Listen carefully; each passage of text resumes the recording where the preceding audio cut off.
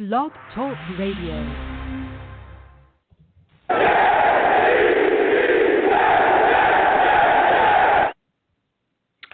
What's going on, folks? It's your boy. It is your boy, Long Beach Joe. And let me tell you, I'm coming off of watching the Seattle Seahawks just destroy the New York Jets 40-3. Oh, you want to talk about a game that was uncompetitive?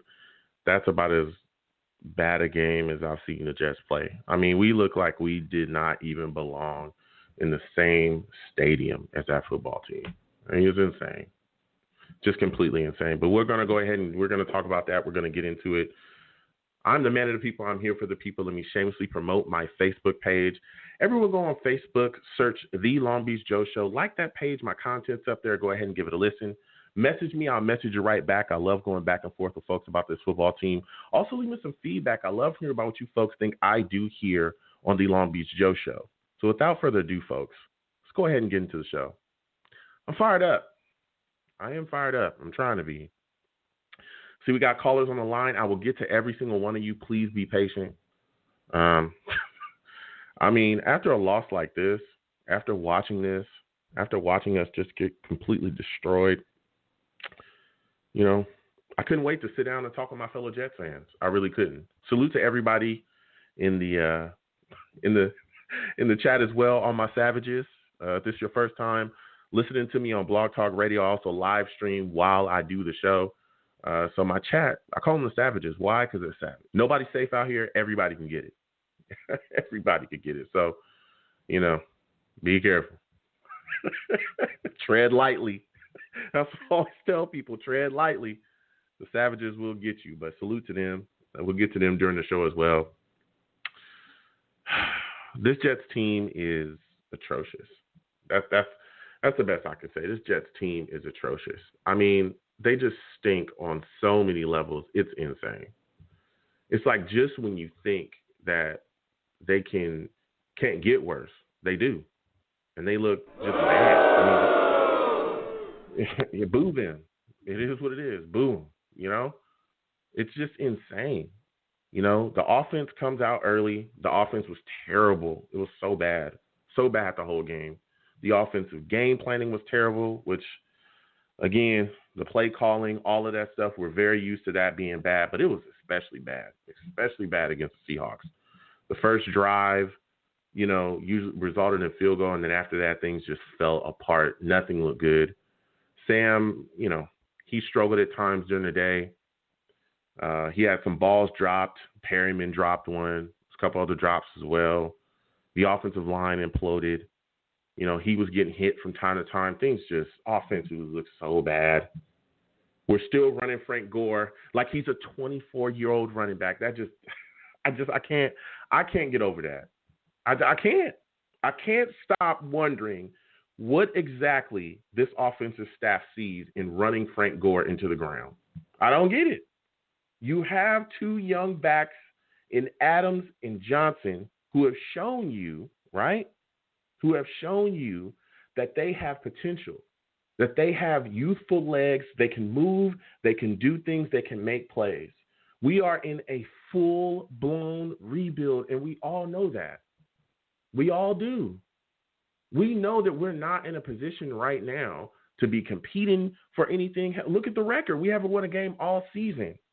You're looking for a spark. You're looking for some youthful, you know, some speed. You're looking for someone with, you know, better playmaking ability, someone who's going to lift. You're also looking towards the future.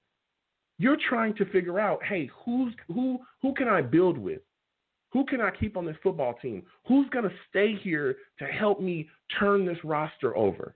What young, youthful talent can I keep around? And we keep running Frank Gore. We just keep doing that. We keep taking more carries away from our young backs. This is ridiculous. It's ridiculous, man. It's ridiculous. That alone, he should have been fired for that alone. You're hurting the future of the football team by doing that. It's just mind-boggling. I was shocked that Crowder only had 7 yards on the day. Perryman again plagued with drops. The defense, just going to the defense real quickly, and I'll get to the calls in a second. The defense, I thought, had, some issues, and the issues that we've seen. We couldn't get to Russell Wilson. We don't have a pass rusher.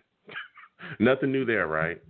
Couldn't get to Russell Wilson. He had a day. He had 4 TDs. I think he only missed like 5 or 6 throws the entire day. He was like 21 of 26 or 21 of 27.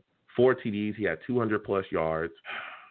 I mean, DK Metcalf was able to do his thing, particularly against our young corner, Bryce Hall, who's still learning. He's a guy that's still coming around, but we've seen, some good things out of him. But again, he's a youthful corner. He's inexperienced at certain, spots. And DK definitely, especially one of these plays coming off the goal line, he just blew right by him. I mean, he put a move on him, and, Bryce Hall just couldn't recover, and he caught that ball in the corner in the back end zone. That's DK for you. Marcus May was able to go out there and make some plays, though. He tipped the ball away, actually got an interception. That's a guy that we need to look to keep here. Definitely for sure. He's a guy that we need to look to extend in the offseason for a fact. He should be kept here. But everything else, we just couldn't stop. We couldn't stop them on the ground. They had 174 yards rushing. Geno Smith was in by the third quarter. Let's be serious. This game was over early, and we could do nothing about it. Some of the worst coach football I've ever seen. But the cherry on top, the thing that really killed me, was Sergio Castillo, who was cut today, released. That dude missed 3 field goals. I mean, it just keeps happening over and over again, We couldn't depend on him at all. That guy was missing kicks left and right. Just terrible. Terrible the entire day. This football team it's just mind-boggling, dude. It's mind-boggling. We can't compete. We can't compete. If it wasn't those things, we also had a lot of penalties, too, defensively that helped extend their drives. A lot of illegal contacts, pass interference calls, stuff like that. That hurt us as well. We just weren't in the same ballpark as the Seattle Seahawks football team. We just weren't. We didn't have enough. And it showed. It really showed. And it's frustrating. And now we're seeing, Sam Darnold start to get questioned constantly. Do you feel like you're the future of the New York Jets? Do you feel like, you should be here? Do you want to be here for the future? And he's having to answer these questions. He's doing it very, professionally, respectfully. And, of course, he believes that he should be, the Jets, starting franchise quarterback for as long as he can be. But, man, the questions are really starting to loom. They really are. People are getting after him. People are definitely getting after him. So I'm going to get to the callers. Everyone, if you want to call in, it's 515-602-9639. Again, 515-602-9639. Call in. You know what I'm saying? Call in. We're going to talk about this. So I'm going to get to lines first. Go to my buddy Elias here, man.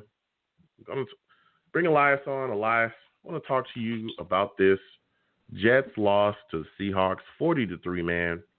What are your thoughts on the offensive play calling? How did you feel watching us go out there and run Frank Gore, like he was a young back that we have a future with? Play calling wasn't as bad as usual outside of, the Frank Gore stuff. It wasn't great, but it wasn't, awful. That wasn't, obviously the only issue, but I don't understand, the Frank Gore love. It's typical Adam Gase, man. He's got his group of guys that he likes, and he's going to play them no matter what. I'm surprised, like Demaryius Thomas isn't on this team, or like Daniel Brown, the fourth-string tight end. Like, I'm surprised he's not the starter. This Gase has these guys that he loves, and I'm not surprised though. Yeah. But, are you blown away, and again, I want to thank you for calling in, but are you blown away with the fact that in a full-blown rebuild, right, in a full-blown rebuild, we're still running this guy and not, doing our due diligence to make sure that we get the ball in the hands of Ty Johnson and Josh Adams enough to see what these guys have, especially when we watched the, success that we've seen them have. We saw them have success last game. We were all shocked. We were saying to ourselves, hey, maybe we have a young, tandem back system here that will work for us in the future. And then all it comes in and boom, all of a sudden we're giving more carries to Gore coming off a concussion. I mean, isn't this alone putting the future of this football team as far as assessment of offensive playmakers in jeopardy? Yeah, man, I think a lot of it has to do with kind of the reporting structure. I feel like if it was a proper reporting structure, if coach reports to GM, GM reports to owner, I feel like the GM could step in and say, hey, man, I want to evaluate these players. We haven't won a game yet. We're literally eliminated from the playoffs. Let's try these guys out because, it'll benefit us in the long term. So I think if the situation was like that, I still think Douglas should, if he's not able to, that's fine, but I think he needs to step in and be like, hey, man, I brought Gore in, and he just, if you can't get a case to stop using him, release the guy. Let him go. Gore talked about how he didn't want to, end his career 0-16. Go let him join, a winning team. Yeah. I mean, it's mind-boggling, man. And I want to go to, one of the biggest questions I think for a lot of people right now, especially coming off this football game, and we're seeing Sam Darnold really get hammered. I don't think a lot of it is justified. I do think some of it, some of the questions that people have, I could see the issues that they would have there, especially when you look at the situation we're in this season, have not won a game. The offense has been very up and down, very herky-jerky. What are your thoughts about Sam Darnold at this point in your assessment of him? And do you feel like he can turn that around at all? Because I know a lot of people that are saying, hey, these next couple of games, to me, are going to prove whether he should be here or not. Is that where you are, or are you a guy that's looking like, hey, I've already given up on him, it's said and done? What really annoys me is this New York media. Like, they're grilling Sam, and Gase, they're just, throwing softballs at him. They're not asking him. They're asking Sam, you want to be here. This is the worst defense. What happened, man? And then Gase is just, hey, man, what happened here? Gotta watch the film. Okay, next question. Yeah.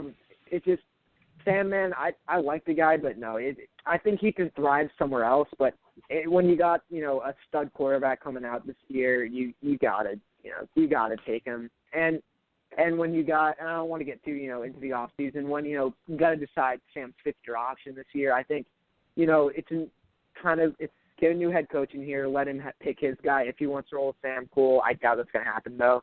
Sam was terrible, though. He should have had like 3 interceptions. They were just all dropped.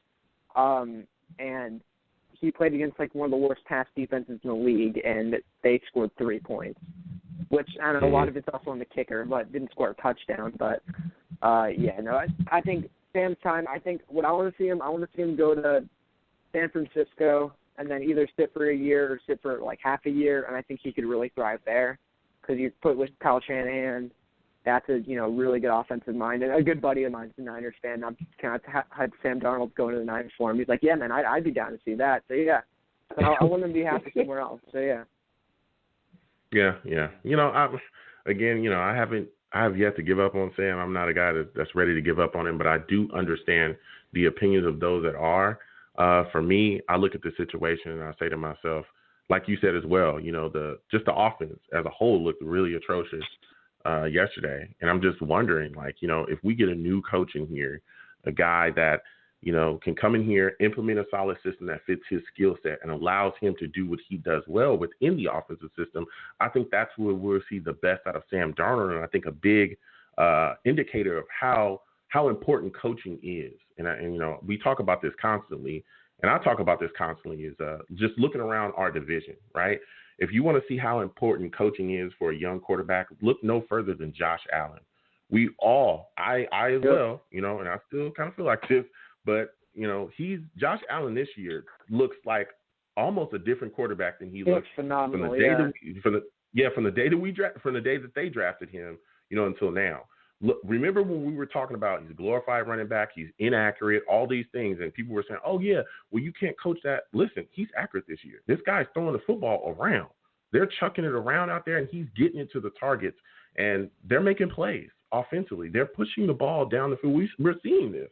We're seeing him become better. We're seeing him being talked about as possibly, one of the top quarterbacks in that draft, or being the best. Some people can say he might be the best quarterback in that draft. Yeah, I think he's the best. Yeah, some people are saying that, at this point, they really, truly are. So I'm sitting back and I'm saying, well, why is he in such? What happened?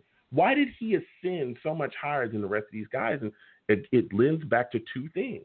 One of the things is, they brought playmakers around him. They put him in a great situation. Even early, though, the system was fit for his skill set. They were running the ball, they were running the ball, and they were utilizing his ability to run the ball as well to really push him forward offensively.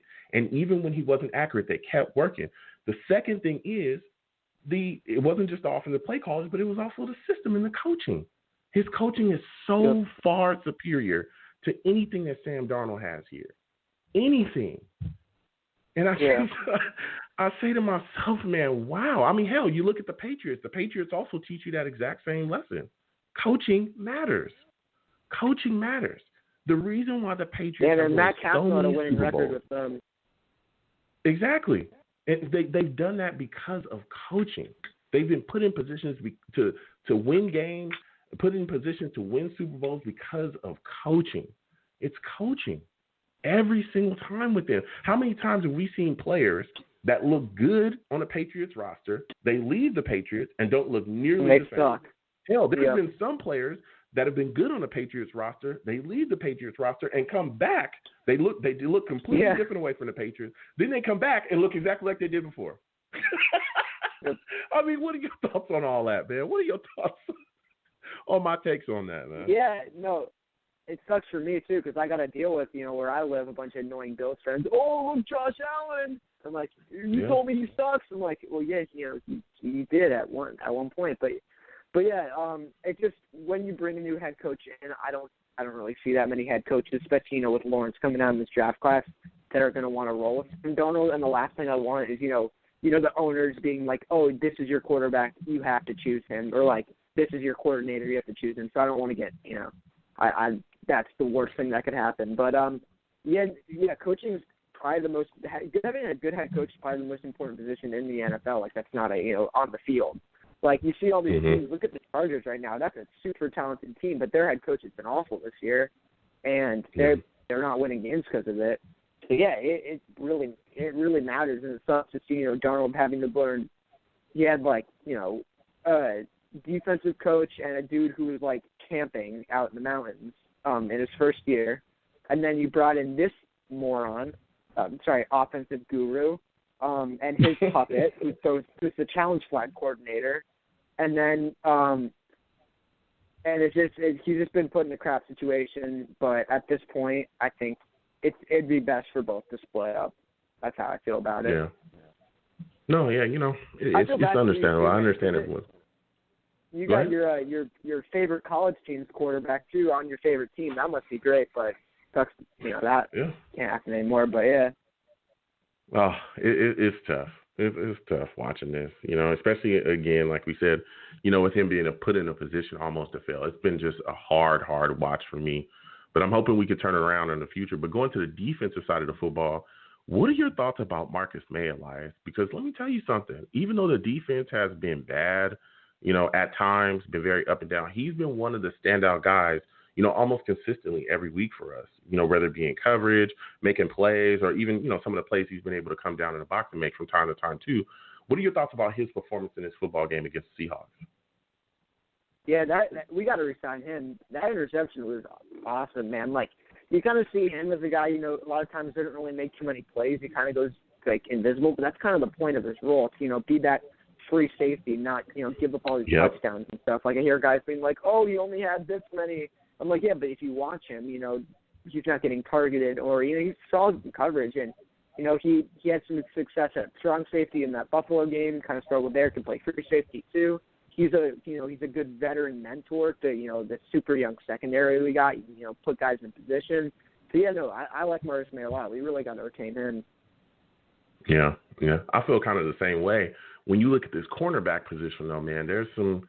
You got a young corner in Bryce Hall. He's been very up and down. Watching him against DK, he got beat for some plays. What is your assessment of him so far, in his starting role this season? I like Bryce Hall a lot, actually. Where we took him, he kind of fell because of injury and stuff. And I'm not it's corner's probably the hardest position to transition from, the collegiate level to the NFL.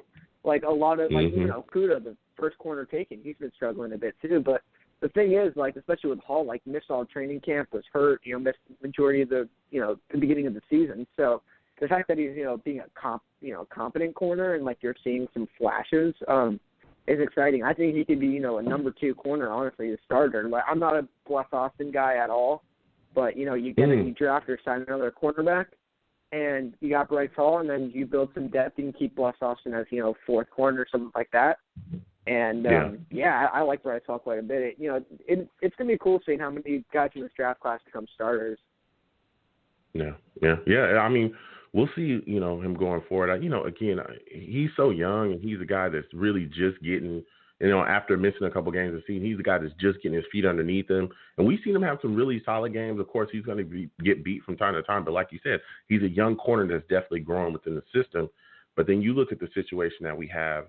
We were out there, we were trying to rush Russell Wilson, could not get to him. How frustrated were you watching us not get enough pressure on him and not be able to sack him?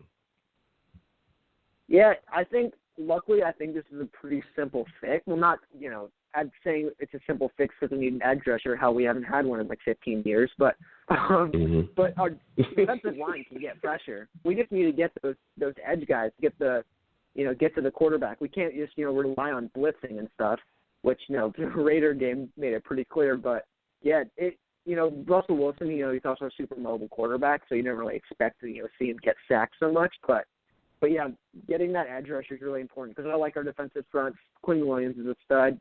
Ball runs to Fadakasi, that good nose tackle, can stop the run. And then you got guys like John Franklin Myers, Nathan Shepard, guys like that, to rotate in, good depth there. So, yeah, I think we could, see this line be really improved next year with, help on the outside. Yeah, I think that's going to be another big point for us as well. Again, I'm not it depends on how much capital that we have. Again, we're going to talk about the options in the offseason. The offseason is going to be a blast. Oh, God. For sure. No losing in the offseason. I mean, isn't it always a blast for us in the offseason? Yeah, it's always a blast for us in the offseason. That's the one time where we feel like we can win. We so get hyped up. This year exactly. Go 7-9, and boy was I wrong. I mean, it depends on how many options that we have as far as picks, capital, depending on what we do in the draft. But I think that we definitely need to look at some point immediately. Honestly, we have to get a pass rusher. We have to get a legitimate pass rusher. And I'm not talking about a safety that you think is a pass rusher. I mean an actual pass rusher. You know what I mean? Like, motivational blitzer? It's insane. Yeah. Speaking of the blitzer, speaking of the blitz boy, that's what they call him now. Jamal Adams had some comments. Worst hands. Yeah, Jamal Adams. Jamal Adams had some comments, talking about his time with the Jets, and now, he didn't, necessarily hate anyone or anything like that. What are your thoughts about some of the comments that he made, and even him going around hugging, some of the Jets staff and also some of his former teammates as well before the game started? So I don't know. Did he have some new comments? I know he had the when they lost the Giants, it's tough losing to a New York team. I obviously know the dark room depression crap. But yeah, he's probably still, he's still cool with the guys on the team. Probably like, Gase said, they hugged and saw hi. Jamal was like, all right, man, this idiot. But does he have any new comments or anything? Well, he was just saying how, he doesn't, hate Adam Gase, and it was, talking about how he needed to move on and all these things, and he just,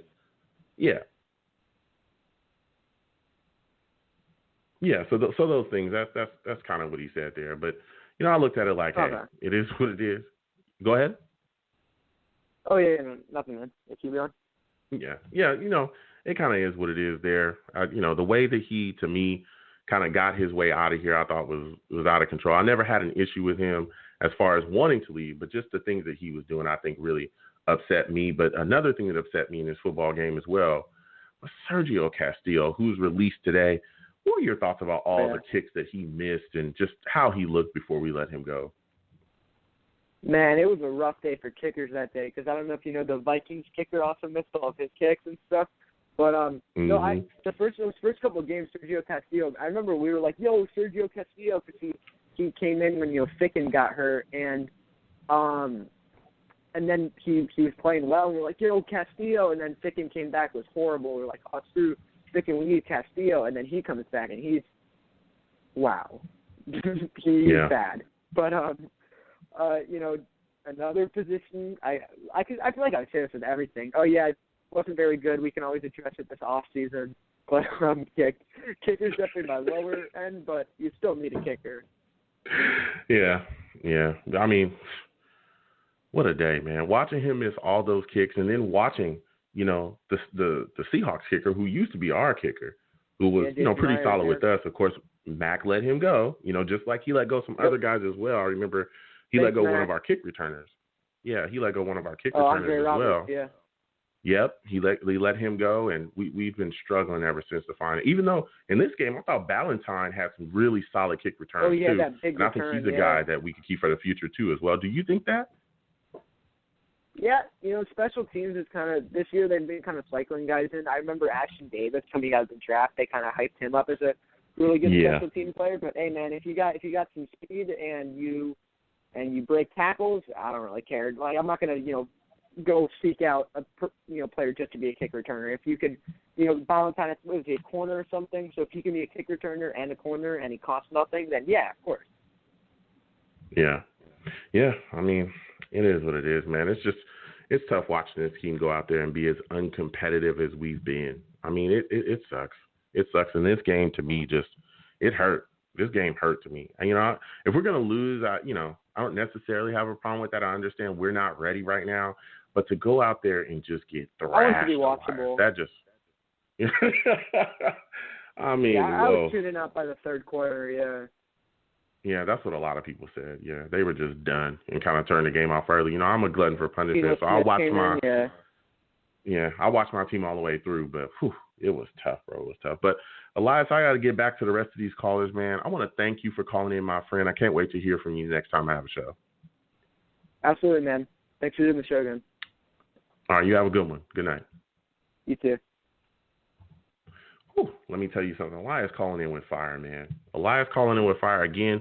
515-602-9639. 515-602-9639. Call in. You know what I mean? Don't curse on my show, though. I know people are upset. I know people are angry. Some people are extremely angry about us losing to Seahawks the way that we did, especially, people wanted to see us beat, Jamal Adams and really rub his face in the dirt. But don't call into my show, cursing, because I'll get you out of here fast. Faster than the Jets could start Frank Gore, giving more carries than Adams and Ty Johnson. Faster than that.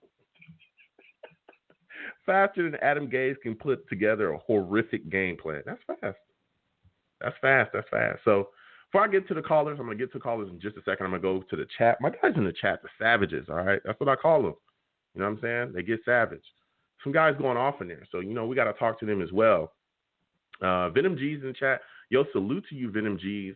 Venom G's says, yeah, it's the system and the coaches with Josh Allen. Yeah, that's what I keep telling her. Josh, I'm not taking anything away from him. I'm not here to bash Josh Allen. That's not what I'm here to do. But what I am saying is that if you look at how big of a role coaching has played in Josh Allen's career, it's been huge. It's been ginormous. It's insane. He does not look like the same guy that they drafted. He just doesn't. He just doesn't, dude. He does not. That guy does not look like the same guy. He doesn't look as inaccurate. He's not as, finicky in the pocket. He's not jumping around anymore. He's not just looking to run first anymore. He will stand back there, be calm, kind of feel the rush a little bit, feel things out. And when he needs to make a play, he will make a play. And we've seen it. But they also put talent around him, so that he can do that. And we failed to do that with Sam. We absolutely did. Venom G's also said, and the GM also went out and put talent around him. That's a fact. He also did that too. So salutes to everybody, all the savages. John Lanter, Venom G's, Dark, Junio Rudy, everybody in the chat, man. Just everybody. Port Wait, everybody in there. Cliff Hopkins. We're going to keep coming to y'all, man. We're going to keep coming to y'all because y'all making some great points. Y'all making some really good points. But I got to get back to these callers. Next up, I'm I'm going to talk to my guy Steve, man. I'm going to talk to my guy Steve. I want to hear what Steve has to say about what he saw against the Seahawks team. Steve, welcome to the show. Thank you for calling in. What are your thoughts about watching the Jets lose to the Seahawks 40-3? Oh, you know something, Joe? Well, first of all, it's good to talk to you again. It's just that, listen, I knew the Jets were going to lose on Sunday because I knew Seattle is a better team than the Jets are. But I didn't expect us to get killed that bad like how we did. Honestly, like the way how they came out, I mean, after the first drive of the game and after when Marcus May made that incredible interception on Russell Wilson, when Marcus May had perfect coverage on DK Metcalf in the end zone, let me just tell you something. And after when that happened, we basically played flat throughout the whole entire game. It's just bad coaching continuously again. It's bad coaching, players not being prepared. Listen, Darnold just looked absolutely terrible in that game, and he should have had 3 interceptions. And the only other thing that really, really bothers me is that, goddamn you, Adam Gase, if you know that you're a veteran coach, after a play when Braxton Berrios made this catch towards the end of the first half that ended up going out of bounds, why in the hell are you calling a timeout when the clock literally stopped? When the clock literally stopped and you call a timeout, it doesn't make any sense at all. And unfortunately, we have to still deal with that stupid clown for these last 2 days, unfortunately. It's just that it's mind-boggling, Steve. It absolutely blows me away the fact that we're watching him. We didn't fire him. We should have fired him last year. We should have fired him early this year. The signs have always been there. We're not getting rid of him. Hell, we fired Greg Williams before we fired him, before he is going to get fired. That's just mind-boggling to me. But I want to go back to something that you talked about, and you really, are bringing the fire. And again, I want to thank you for calling in. You talked a little bit about Sam Darnold, how rough a day he had, and I want to get your thoughts on this, Steve, because let me tell you, the media is all over him. They're not giving, as much heat to Adam Gase as they should, but they're all over Sam Darnold. We've seen, people ask him questions constantly. But do you think, in your mind, are you done with Sam Darnold? Is this it? Are you tired? Are you ready to move on? Or do you think, hey, you want to see the rest of the season, play out just a couple of games that we have left, and then you'll make your decision then on whether you want to move on from him or not? Yeah, before I get into that, you know what it is, Joe? I think the media is afraid to talk to Adam Gase. I think the media is afraid to talk to him. I think that's the first thing. I think they're afraid to talk to him. And let me tell you something. Yesterday Sam Darnold said this in his conference call yesterday. He wants to be here. He loves the Jets organization. He loves the Jets fans. I mean, he wants to be part of the Jets for the rest of his career. But the thing is, Joe, about this situation, the way how he played in Seattle on Sunday, he doesn't deserve to have another shot right now with the team after the season. I mean, listen, yes, he still has 3 more games to prove against the Rams, Browns, and Patriots. But the thing is, though, Joe, is this. As much as it would really, really hurt me, and if we would have to trade Sam, and let's say if the Jets do end up with the number 1 pick, and if they do end up trading Sam to one of the 5 teams that they were talking about, I mean, they were talking about Pittsburgh, San Francisco, Chicago, Indianapolis, and there was one other team. I forgot who the other team was that they were talking about. But here's the thing, Joe. It would break my heart if we have to do this. But here is the thing, Joe. If this guy, Trevor Lawrence, and I've watched what he has done, Joe, and if the Jets end up getting the number 1 pick, Joe, you can't say no to Trevor Lawrence. You absolutely cannot. You can't say no to this kid. I mean, listen, it's just now the only thing is what really needs to happen is the first thing that needs to happen is whether we make a decision on Sam after when the season is over, the first thing you do is get Adam Gase out the door. Christopher Johnson. Of course. And that's the other thing Yeah. before you say something, Joe. I don't understand how in the hell Christopher Johnson and Joe Douglas could watch this kind of a game, watching the Jets get blown out each and every week. I mean, they haven't been getting blown out the last couple of weeks except for the game on Sunday. So I don't know what to tell you. Yeah, well, I'm convinced. I don't think they watch the game. The second I saw Christopher Johnson call Adam Gase a brilliant offensive mind, I said, "Oh, you don't watch the game. You don't watch the game. You just own the team. You don't watch the game." I'm good. I'm good on you. I'll never need to hear from you again. You don't watch the games. But Steve, I respect your take. I respect your take there on Sam Darnold. It kind of is what it is. I just want to hear out everybody's take on him and opinion. I'm a guy. Again, I've said it before. I'm not. I'm not. If we do take Trevor, I'm not upset. But I just think that there's something there, and I think that if we were to do more, especially if we get the right guy in here, the right head coach, that can turn things around. We've seen coaching really change players for the better and help them. And that's what you need to do with young quarterbacks. And I don't think that we've done that enough. So yeah, it's tough, man. It's Joe, really tough when you look at the situation. Go ahead. I want to give you a chance now to talk a little bit because I know we would have a chance to talk more about this in the offseason. I mean, listen, Adam Gase, no matter what, has to go.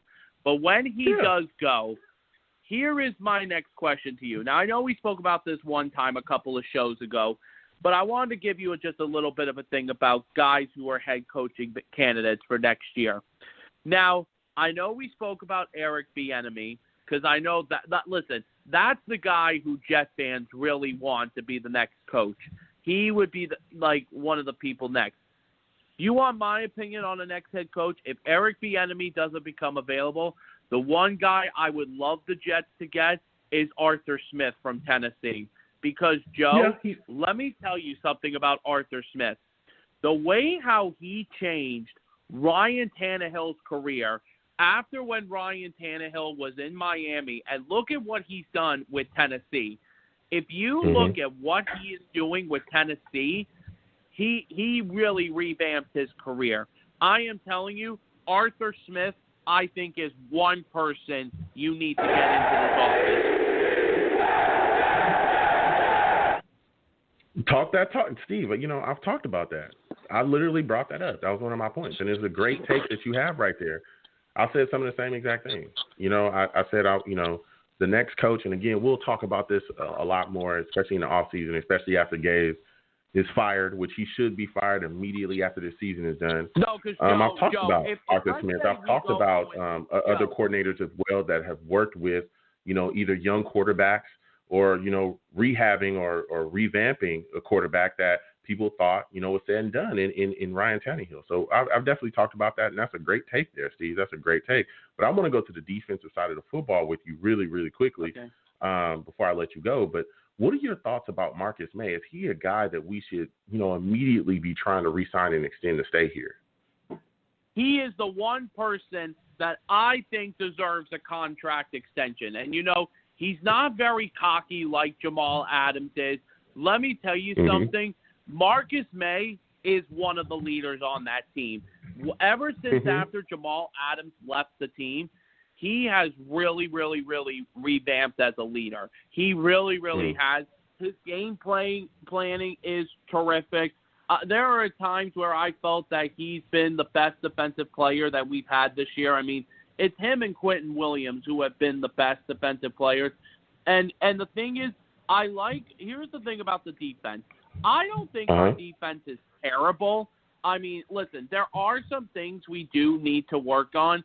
Like the two things that the Jets need help in the defense for the future is they need a pass rusher because we haven't had a great pass rusher since John Abraham. And another thing is, Joe, they need help at the corner position. It's just, listen, honestly, I do like Bless Austin and I do respect him. But what Bless Austin did during the game, because the thing was, there was no point of Bless Austin doing that taunting during towards the end of the game. And honestly, listen, I understand Bless Austin was frustrated, But there was Yeah. no point of doing that. That's a fact. That's a fact. And, I mean, even during this game, we had a lot of penalties as well, Steve, that I think, could have been avoided. But like you said, man, we need help. We need help in a lot of positions, a lot of spaces. And, the offseason coming, and we have so many decisions that we can make that could really aid in us getting that help a lot quicker, than usual. So we'll see. First decision is getting that idiotic offensive guru out the door. When he gets out the door, I'm going to say this. Hopefully you'll be on the unemployment line.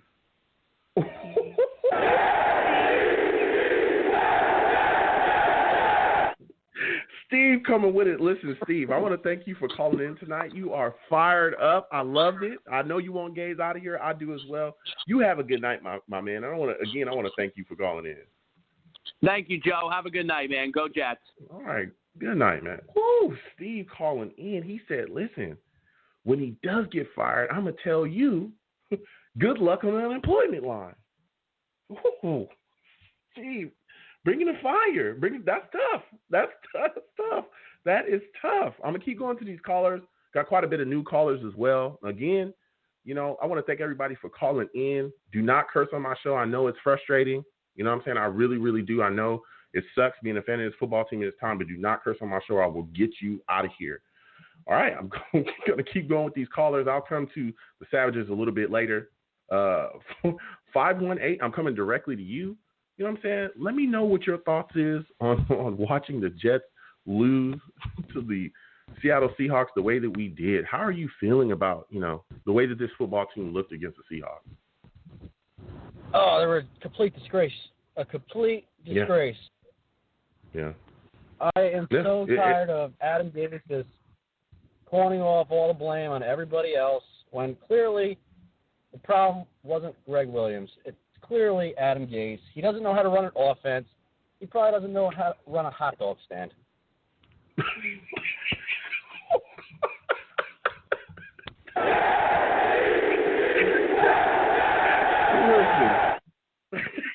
You call it or you bring it to fire. He said he don't even know how to run a hot dog stand. Talk to me. Listen, that's a fact. Adam Gase has been horrific this year. He's been really, really bad. His offensive play calling has been bad, and we've seen it be displayed constantly throughout this season. My question for you, though, is what are your thoughts about the fact that we're still running Frank Gore instead of giving the young tandem that we have? Oh, I think we lost. Oh, no, we didn't lose. Oh, what are your thoughts about the fact that we're still running Frank Gore instead of giving these, young back tandem that we have the football? It is a straight-up embarrassment. I'm hoping not, but it makes me believe Gase is in on it, and maybe there were some back dealings going on, letting him or someone telling him he's going to stay but just get the number one pick. Then hopefully after it's all done, they kick to the curb. But I want to see more of Ty Johnson. I don't even think we should draft any running backs. I believe we should stick with Ty Johnson, Adams, and Pirine and see how that goes moving forward. Because clearly we're not going to get to see them anymore unless Frank Gore gets another concussion. Yeah, but, I mean, and it's crazy because we saw so much success from him. And like you said, once he got concussed, which, we don't want anybody to get hurt here, but we saw these two young backs come in and really put some things together. And all of a sudden, he's back into the mix, coming fresh off a concussion. He's 37. Why are you giving him as many carries as you are? We're in a full-blown rebuild. It's just embarrassment. But I also want to get your thoughts on Sam Darnold because, especially after this game, the media has been very tough on him. They're asking him questions about, the future. Do you feel like, you should be here for the long haul? Do you feel like you're the Jets franchise quarterback? Do you think the Jets should move on from you? All types of things like that. After watching this game and watching the season, what are your thoughts on Sam Darnold, and are you ready to give up on him as well? I'm not ready to give up on him, but I believe his time here is done.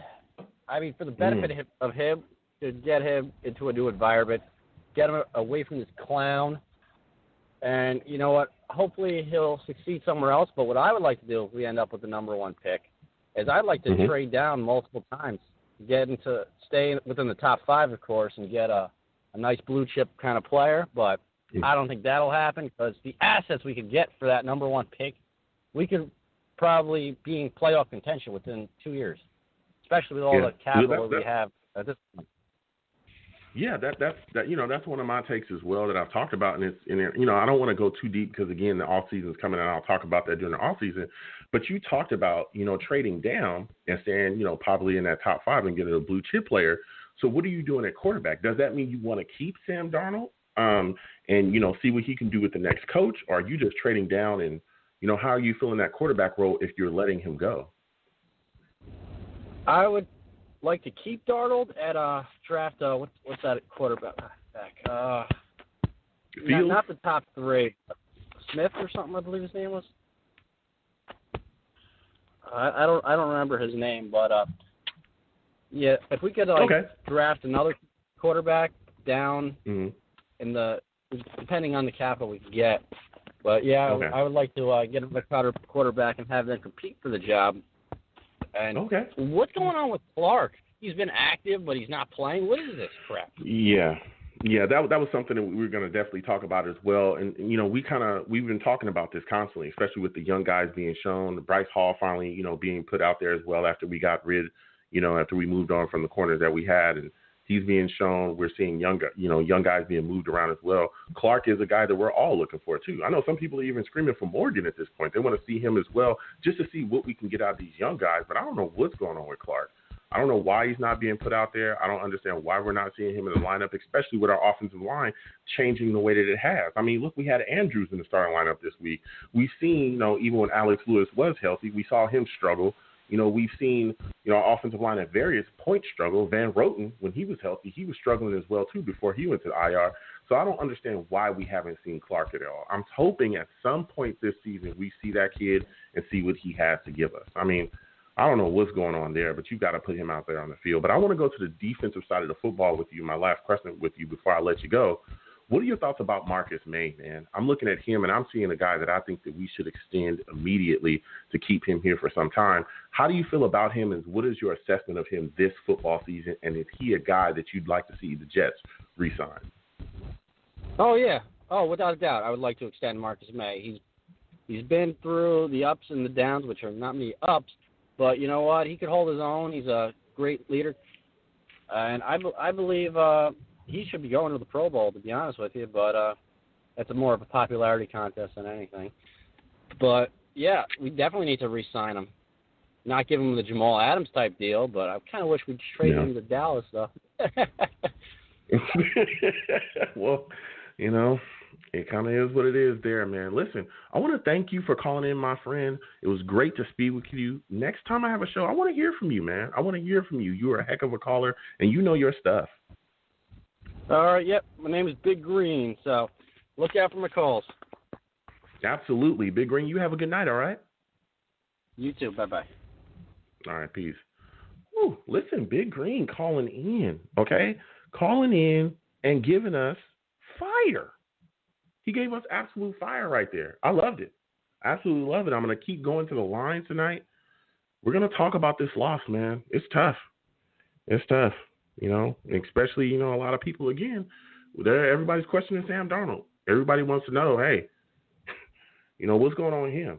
Why does he feel like he's the future here? Some people feel like he's just not. You listen to his interviews, you listen to the statements he's putting out.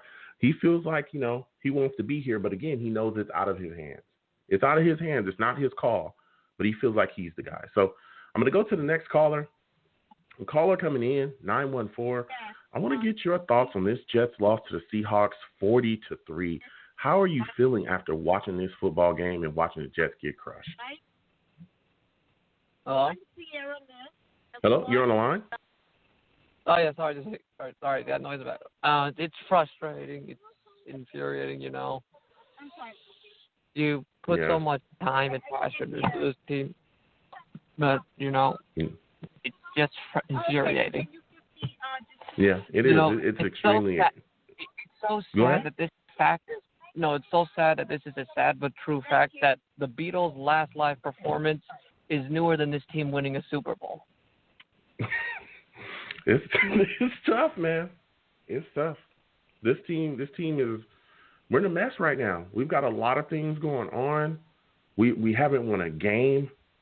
I mean, we can't figure things out, and it's just getting worse and worse. It seems It's the performance on the field is so bad, and that's what it want to lead me to my next question for you is, hey man, when you look at this situation, a lot of people got questions about Sam Darnold at this point.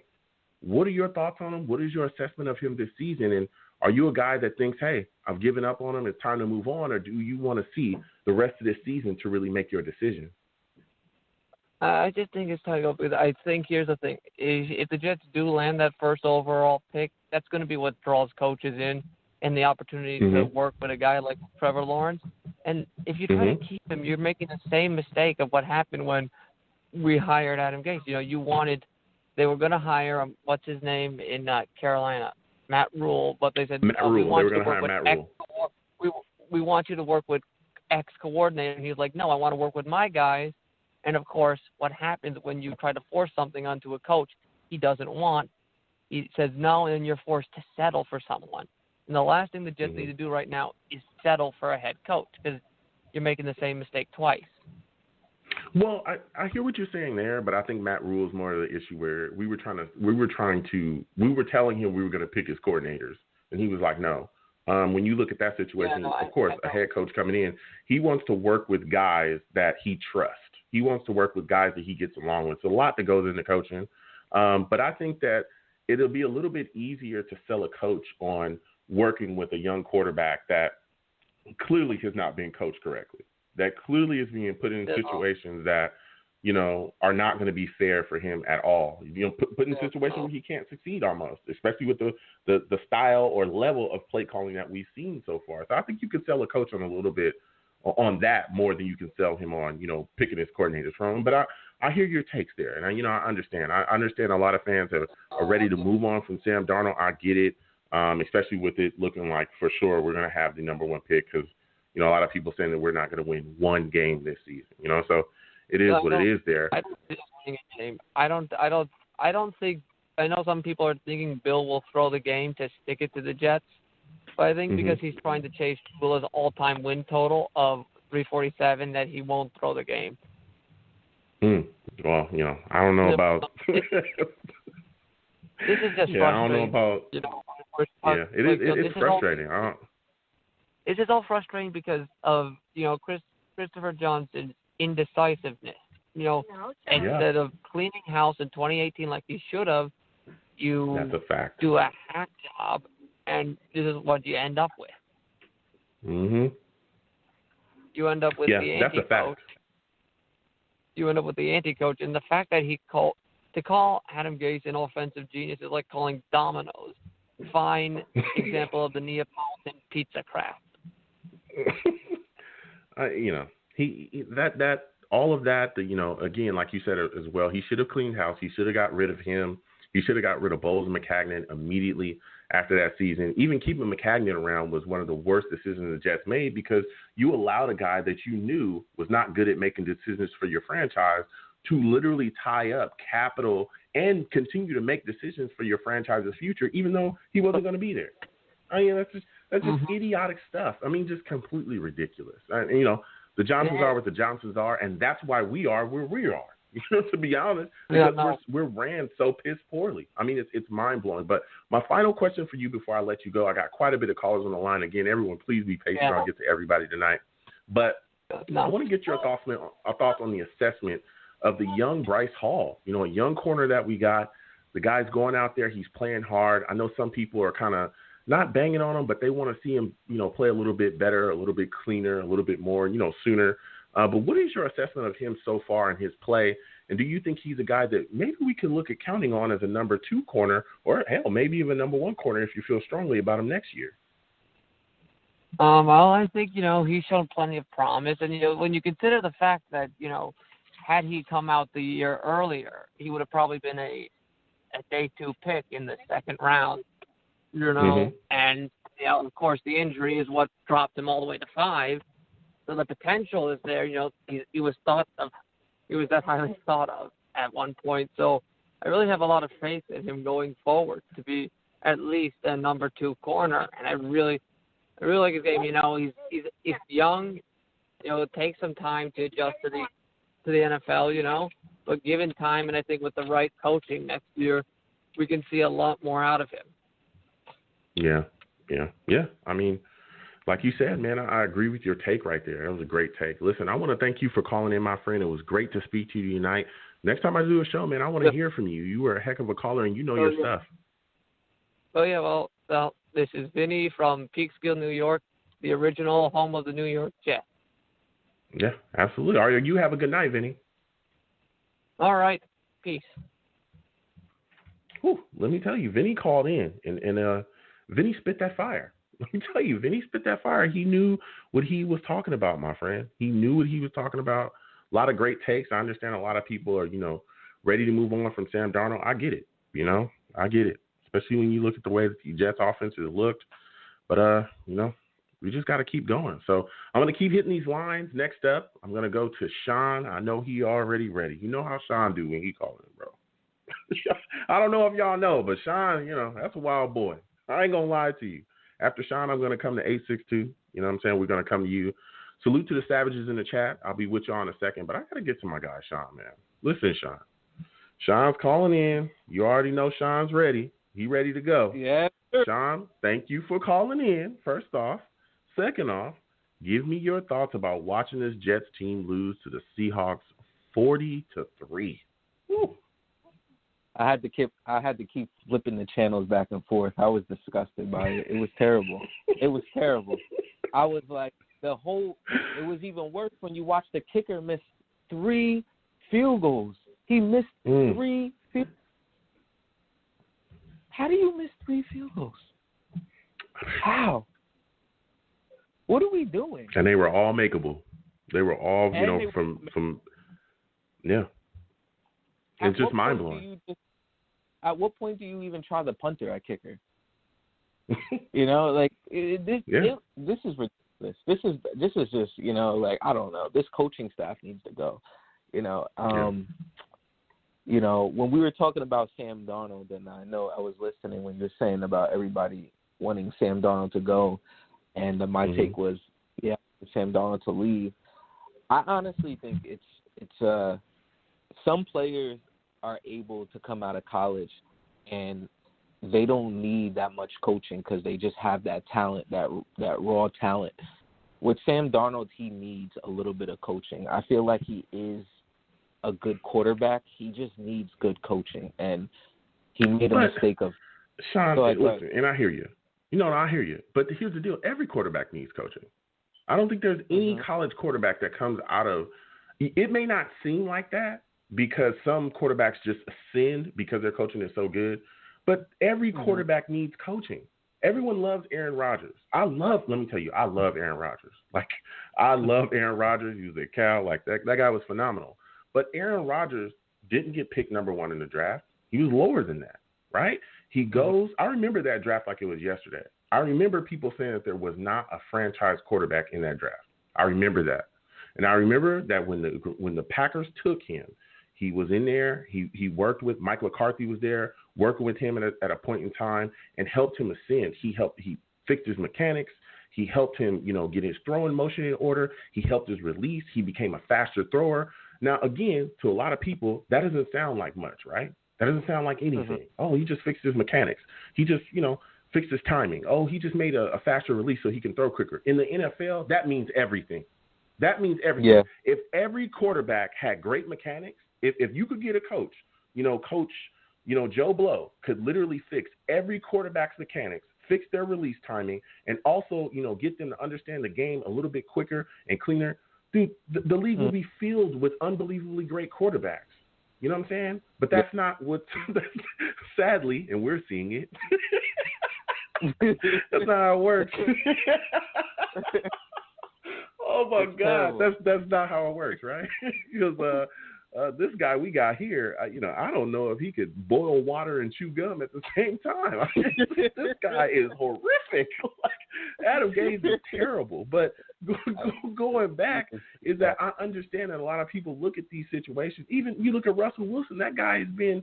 He was drafted and put into a situation with a franchise that is they've coached him extremely well. They've put things around him. And I hate going outside the division. That's why I always stick to the division. And I talk about Josh Allen is a perfect example of this, Sean. He's a perfect example. I remember when he was drafted. And we all laughed because we was like, this dude, yeah, he's got a great arm. He's got a howitzer, but he's going to be throwing the ball into the stands. He's going to throw the ball. Hell, he's going to throw the ball to Jersey. We're going to be able to catch Josh Allen's football. He's so inaccurate. But if you look at him right now, you cannot tell me that coaching has not impacted him greatly. Here's a guy that was coming out of college that needed more coaching than damn near anybody, any of the quarterbacks that came out. People were talking about how wildly inaccurate he was, how bad his mechanics were, how he was always thinking as being a runner first. A lot of people talked about that, but look at him now. Look at him now. That team they got up there in Buffalo. John, is he? Talk to me. Like, I'm telling you, he does not look like the same guy they drafted. Coaching matters, Sean. Coaching matters. Go ahead. Let me ask you a question then. How do you feel about Brian Daboll? How do you feel about Brian Daboll? I feel like Daboll is a great candidate. I feel like he would come in and demand respect right away, and he obviously he changed that whole offense to fit his whole scheme. Josh Allen was terrible. You all said it. I thought Josh Allen was going to be worse than Josh Rosen, but he turned around. Now he's there with Lamar. He's right there with Lamar. I think, honestly, those are probably the top two quarterbacks out of that whole draft. Those two guys right there. Baker Mayfield's slowly coming, but, he has a lot of weapons around him. Josh Allen and Lamar don't have that great of a offense around them, like Baker does. Baker has I disagree. What, you think Josh Allen has a lot of weapons? More than he's got. Baker Listen, he doesn't. No, let me be clear. I do think that Baker has great talent. Like, let me be very clear. He does. Landry, when Odell Beckham is healthy, we all know what he brings to the table. That offense is loaded with talent. But I'm not. Josh Allen's offensive squad is not bad either. Like, he's got guys. I know people don't think of John Brown and Cole Beasley as like these all-stars. They're not like all-star wide receivers, but they're solid guys. They're guys. Yeah, they can. They can make plays. But then guess what they did though, Sean? Guess what they did? They went and got that boy Diggs. Remember, because they was everybody. What was everybody saying about them the year before they got Diggs? Everybody was like, yeah, they got some nice guys. They got a solid cast, but they don't have anybody to really take them to the next level. They don't have a number one. They don't have a guy that they can go to when all the chips fall down, like what we saw when Cole Beasley and John Brown would face those top corners when they were trying to get into the playoffs, when they were playing real playoff teams, or, you know what I'm saying, and they would get there, and then those corners would lock down on those guys because, again, they're slot guys, they're solid number two guys, but they're not number one guys. Dude, what did they do? The first thing they did, they said, we're not playing these games. We got a guy who's on his rookie year deal. We about to cash in. They immediately went and got Stephon Diggs. I don't think that Buffalo offense is a joke at all. I think that Buffalo offense is serious business, and they consistently show people on a weekly basis. I mean, that defense is phenomenal. Don't even get me started. I'm not a Bills fan. And everybody that's a Bills fan that be calling in trying to get me to be a Bills fan, thank you, but no thank you. I'm wearing green. I've made my decision. But the point is that that team is phenomenal, and that offensive squad is phenomenal too. So I disagree there. I think that Josh Allen does have a very solid offensive roster around him, but I think the bigger thing, again, we go back to coaching, he has a very solid system. And he is being coached extremely well because he has been taught, if you look at the system that they run, he's a threat within the system as well, not just from his arm, from his feet too. That's why it works so well. When they run those RPOs, those run pass options, when they run all that other stuff where he fakes the handoff, you're afraid because you have to account for him as well. Exactly. You have to account for him as well. Yeah, you have to run. You have to account for him. You can't just go, he's gonna hand that off. And it's great that you brought up Lamar Jackson because Lamar Jackson is being coached the exact same way. When they built that offense around his skill set, the first year when he was there, they were running a lot. They didn't ask him to throw too much because he wasn't just ready yet. But boy, oh boy, as he continued to grow and mature within the offense, even that season, we started seeing him roll out things more within the offense, allowing him to take care of more things going forward. And look where he's at now. And that system is built around his skill set. And I think that that's what we've done here. We've done a grave, the biggest mistake that we made a grave mistake hiring Adam Gase, because his offensive system does not fit Sam Darnold. It don't fit nobody. It don't fit me. It don't fit you. Go ahead, Sean. It don't fit nobody. And that's the biggest issue right there with Sam Darnold's situation right now. It's to a point where it's like, you know, you look at the cap space. You look at if you go forward with Sam Darnold, he doesn't succeed. Now you have all that pressure of you missed that number 1 draft pick. You should have took Trevor. You know, you have all these speculations going on, and it's like, you know what? I might as well just start fresh. What they should have done from the jump, and then everything would have been fine. But since you put everybody in a hard position, you're in a position where you have to just start fresh. You're going to, you know, Joe Douglas came into this position. He didn't draft Sam Darnold. He doesn't want to deal with everybody in the media, you know. So at this point, if I'm in his situation, I would understand too as well. You know what? Let me go get Trevor. Let me go get a coach. Let's get this coach to pick his squad and then start from there. A clean slate, because I think Denzel Mims to me could be a number 1. We need like a Rodgers from Clemson, you know, get one of his wide receivers from Clemson or one of his running backs from Clemson, you know, get him comfortable in there. And then maybe like, because I was even thinking about, even with the draft, I know where I'm going ahead, but I was even looking at like a Trey Smith, because we need a guard, and maybe we can draft Thuney from the Patriots, you know, put Thuney over there next to left tackle Mackay, and then put Trey Smith from Tennessee next to our right tackle. You know, and, you know, just keep our center, you know. But we also, because I honestly think with this coaching staff, even with our offensive line coach, he's terrible. He's terrible. Oh, man. You know, like, if it wasn't for Mackay having that, if it wasn't for Mackay having that ability to actually play well, you know, like, look at how he's developing everybody on this offensive line. How is everybody that bad?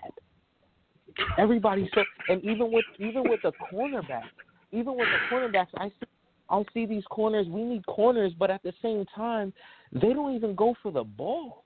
They're better at tackling. You know, like, you look at everybody saying Bryce Hall, and I understand, you know, if he didn't get hurt, he could have been a high draft pick. But his I don't even know, the way he plays, he doesn't look like he knows what he's really doing out there. Like, he needs to be somebody needs to teach him better techniques, because it doesn't look like he knows what he's doing out there. And then there's no discipline. You know, with like the last caller said, why is he sticking out his tongue for? You know, costing us yards and a penalty for what? What are we doing? We're down. You're down. We're losing. We lost the game already. It was like 7 minutes on the clock? Why are you sticking your tongue out for?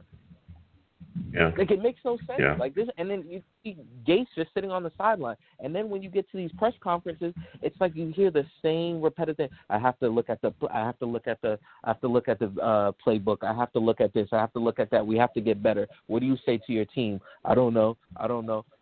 Everything is always repetitive, and it's like we're 0-13.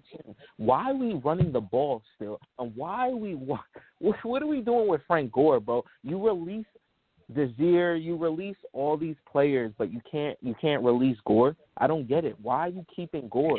Put Gore somewhere else with a contending team that is going to play for the playoffs or something. I don't understand why you're keeping Gore. What is he doing? Yeah. I mean, it's mind-boggling. I don't understand why they're still running him the way that they are. Like you said, I mean, I know you want to release him, but I have no issues with keeping him if we put him on the bench. But, dude, they're giving him carries like he's 22. Like, they're literally giving him carries like he's going to be here the next 5 or 6 years. It's insane. Exactly. Because I feel like that's the only thing that Gase has in somebody that actually believes in his playbook. Nobody else believes in his playbook. You know, like, I just feel like this team, the offense quit on Gase. And obviously now you're starting to see that the defense is quitting on Frank Bush. You know, like even though I feel like Williams was he did a terrible call against the Raiders that game, you know, at least they played hard for him, because this defense was nowhere to be seen. Like, it was just atrocious. You know, like you made one play with May, and then that was it. You know, like, and then now we're gonna see the Rams just run all over us. You know, like, it's gonna be terrible. Like, I think the team they finally are like, you know what, I might not be back, or this coaching staff might not be back, so it's whatever, you know. And, you know, Quentin Williams, he had a season as well, but at the same time, it's just like, I think everybody just quit. They're just waiting. They mailed it in, you know. And Sam Darnold, with Rich asking those questions, you know, I give it to Sam. You know, for somebody that has to handle all these questions, I give it to him, because, you know, I would have started throwing people under the bus already, because it's not that bad. You know, I would have pulled the Keyshawn Johnson, honestly. You know, I would have really pulled the Keyshawn Johnson. Because this is terrible. Sean said, if it's going bad for me, it's going bad for you too. Exactly. You know, come on. It's just like, you know, I want to be a Jet for life. Come on, bro. Like, seriously, like, come on. Oh my goodness. You know, if they asked me that, I would have hit them with, you know what, I would be gladly for somebody to trade me out of this place, please. Because even Jamal Adams was happy, hugging his coaches and everything. You know, like, come on, man. Nobody want to play for Gase, man. It's obvious, man. Gase needs to go. The gas is not there anymore. It's done. Yeah. Gase is on. Yeah. He is hot garbage. You know, it is. I mean, he is. It's just, it's so mind-boggling that we're still dealing with this situation. I mean, it's mind-blowing. But my final question for you, Sean, and again, I want to thank you for calling in. But I got quite a bit of callers, and I got to get to them. When you talked a little bit about Marcus May and just seeing him out there, is that a guy that you want to see the Jets re-sign immediately? I mean, when you look at the situation here, he's been one of the, you know, better playmakers on the defense, even though things have been very up and down this season. Is he a guy that the Jets should extend immediately? Now, I say yes, but if I'm Marcus May, you think I really want to go back to a losing season or go to a rebuilding team? You know, at this point, like, I've been with the Jets for 3 years. I know the most he could probably get is about, I'm thinking about 7-8 million a year. 7-8 million. You know, yeah, 10 million is too much, you know, but he'll probably test the market. But if I'm really him, I would leave, man, because, you know, like, they just start a whole new regime, because Marcus May, he's been playing really great. But if I was him, I would leave too, because it's just, you know, what are you gonna sell him? You know, what are you gonna sell the kid, man? He's been with 3 losing seasons. You know, like, you can't blame the kid. You know, so I don't know. Maybe he will stay. He is a tremendous leader, and he's been playing really well. But, you know, I would only offer him 7-8 mil. You know, we need we need to dish out more money at different positions. You know, but also, you know, he is a little inconsistent here and there as well. Like, he makes some great plays, but, you know, he's a little inconsistent sometimes. Some games you don't even know if he was there, you know, or he played, you know. Yeah, well, you know, some of the things he does doesn't always show up on the stat sheet. I think we could give him a little bit more than 7 or 8 mil, especially when you're looking at the situation we're in. But, you know, I respect your take. We'll see as you know. Huh? Would you give him $10 million? I would, something close to that. I think you'd have. When you look at what he's done, you watch him in coverage, a lot of the reasons why we don't give up as big plays as we probably should is because he's there in coverage. I'm telling you. Yeah. Yeah, a lot of the things that he does, they don't show up on the stat sheet. A lot of stuff that he does, it's not there. But I'm telling you, when you watch him, like, especially when you watch him, you know, backpedal, he's covering guys. A lot of the guys he's on, they just don't throw the ball his way sometimes. And he literally is that good at coverage. Go ahead. Quick question before I let you go. ahead. Do you re-sign Poole or you re-sign Jenkins? Well, first off, I would look to we can look to re-sign both, to be absolutely honest with you. It would depend on Poole's situation. I'm big on let's draft another corner. But again, it would depend on the assets that we have. because my off-season plan, and you know that, is to trade down. So I'm gonna have a boatload of picks. I ain't worried about nothing for like at least 2 to 3 years. I'm gonna have a ton of picks. So my thing is if we trade down and get the capital that we have, I don't see why we can't draft a young corner. I don't mind bringing back Poole. I also don't mind bringing back Jenkins as well. We have the money to do that. We have a ton of money under the salary cap. Even if the salary cap lowers, and again, I think people need to also keep their minds on that when they're talking about spending money. That's something we'll talk about as the offseason, happens, because I'm going to continue this show. But with the salary cap lowering, we'll still have tons of money. And I don't think Jordan Jenkins is a guy you have to spend a ton of money on. I don't think Poole is a guy you have to spend a ton of money on. But especially when you talk about Poole, you got to think about age as well. He's getting up there. Yeah. And I know some people think, well, it's just 1 year. Dude, a year in the NFL means a lot. We've seen players look good 1 year, and then the next year, that clock ticks one, and then they look completely different. Like they just fall off a cliff. Yep. And especially, again, corners, stuff like that. That's where that athleticism, speed, all that stuff really, really matters. So, but I would look to bring back both. I don't see why we can't do that, especially the field. Those are vital roles. You know what I'm saying? And if we are, short on capital because we didn't make a trade down, you better get somebody in there or you're going to be in some trouble. You know what I'm saying? You're going to be in some real trouble. But, Sean, I got to let you go, man. Listen, thank you for calling in tonight, bro. It was great to speak to you. Next time I have a show, please call in, man. I want to hear from you again. Yep. You'll hear from me. All right. You have a good one, man. You too. Sean calling in with the absolute fire, all right? He knows what's going on.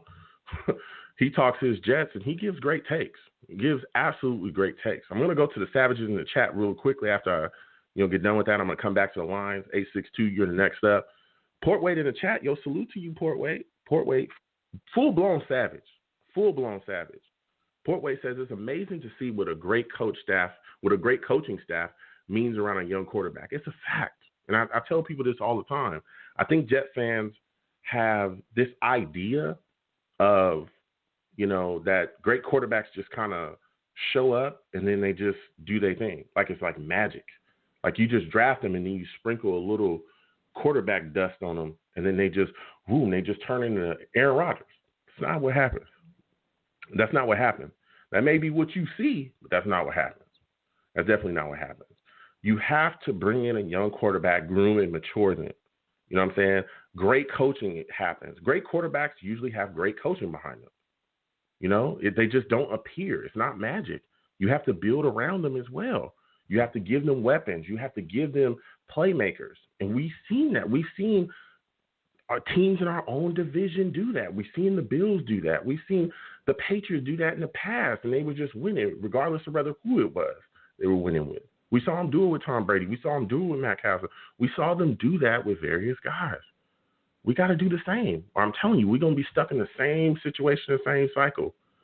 Jamal Damon and Savage as well in the chat. Salute to you, Jamal. Jamal says the Jets may need to check in on that OC from Buffalo because he's turned Allen into a passer and not just a thrower. That's a fact. We talked about that. Coaching matters. If you're poorly coached, I'm telling you, we've seen it. When you're poorly coached, our offense is horrifically coached. Look what's happening. Look what's happening. Okay? And we had a weapon in Le'Veon Bell. Anybody remember him? He was literally a Hall of Famer before he got here, right? We were all hyped about him. He was on the offense. Didn't matter, So salute to everybody in the chat. Salute to all my Savages. Jamal, Portway, the Hawks family, salute to you as well. Salute to all the Seahawks fans in the chat right now. Salute to y'all. You know what I'm saying? I respect everybody. I respect y'all. You know what I'm saying? But it's green over here. You know what I'm saying? We believe green over here is Jets all the time. So it is what it is. You know what I'm saying? We keep it real. Let them know respectfully. So 862, I'm coming to you though. We're gonna get back to the line. Salute again to all the Savages in the chat. Keep typing. I'm gonna come back to y'all, but I'm gonna get to this 862. Salute to you. I'm coming to you, and I want you to give me your thoughts. Can you hear me? Losing, yeah, I can hear you. I want you to give me your thoughts on the Jets losing to the Seahawks 40-3, man. How are you feeling after watching this? Oh, you're kidding me. The one thing I want to tell you is I'm old school. And what I mean by that is I go back to the 70s. I'm 58 years old. I've been watching this abuse for decades. Okay. Oh man. And I mean, I'm decades. sorry. I'm sorry to hear that. No, decades.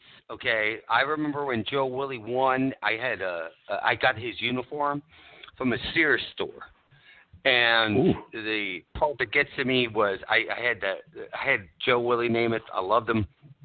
But the part that gets to me about this loss is I can tell you we've had abusive losses before, but this was about as abusive a loss I've ever experienced, and I'm 58. Okay? All right. You might as well have taken me to the back. First off, I want to tell you I love your show. Thank you. Right. And I love you because, what's just so funny is that the Jets were one of the first teams that were African-American friendly. And I remember Matt Schnell and, Winston Hill. These are the classic players. We were way ahead of the NFL teams in terms of integrating football. And I love that about you because, if you love football, we had I think of all the great players, Freeman and McNeil, one of my favorite players of all time. Al Toon, if you remember him. These were great players. And the part that bothers me about this is that we got abused. And here's the thing I want to tell you about the Sam Darnold thing. Sam Darnold is not the issue. Okay? I watched him play a game where he was the only person there. So I'm up for trading down, getting and this is the part. I did this before I called you. Over the past 20 years, only one player has been worth the number one pick, and it's still Peyton Manning. Okay? Go ahead. Look. Okay? The best quarterback of the draft with Andrew Luck was Russell Wilson. Okay? All right? All right.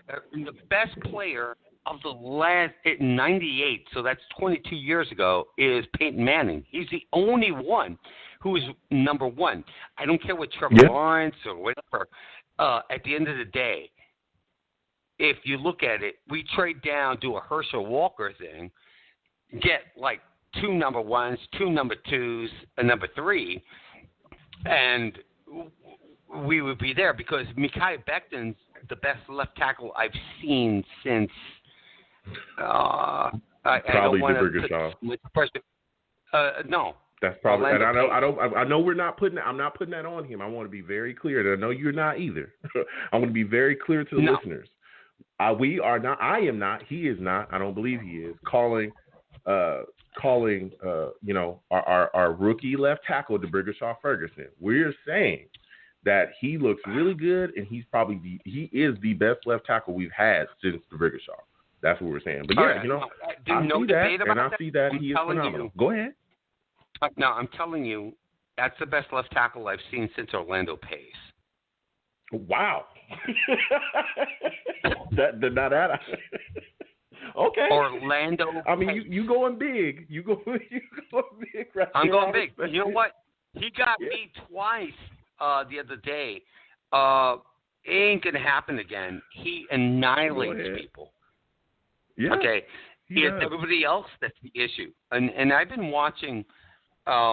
If you don't mind me asking, when were you born? Oh well, I was born in the '80s. I'm gonna say I was born in the '80s, and been a Jet fan a while. Go ahead.